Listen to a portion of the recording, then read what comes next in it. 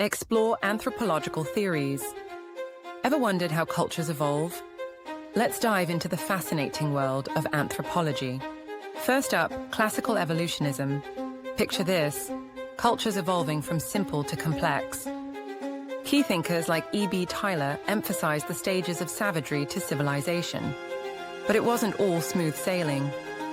But critics argued this view was too simplistic, ignoring the rich tapestry of cultural diversity. Next, we have historical particularism, spearheaded by Franz Boas. This is where things get really interesting. Boas argued each culture is shaped by its unique history, no more one-size-fits-all. Then there's diffusionism, focusing on how cultural traits spread. It's like cultural borrowing, but this approach faced pushback too. Critics said it underestimated internal creativity. Moving on to functionalism, where culture meets individual needs, thanks to Bronisław Malinowski.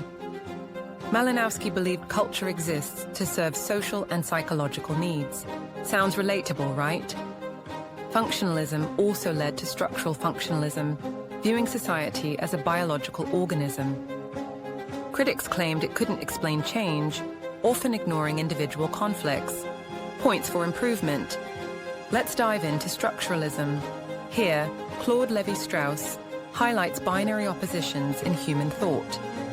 His work connects myths, kinship, and language to these structures. Fascinating, right? But structuralism got its criticism for being too abstract and missing out on history. Now, merge culture and personality with Ruth Benedict and Margaret Mead's insights. They believed cultures have personality types, shaping how we interact with the world.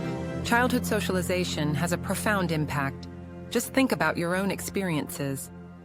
Yet, critics warn of stereotypes. Can we really sum up cultures in just a few types? Moving on to neo-evolutionism, with thinkers like V. Gordon Childe claiming material culture drives evolution. Leslie White believed culture evolves alongside energy capture. How cool is that? Julian Stewart introduced multilinear evolution, different paths based on the environment.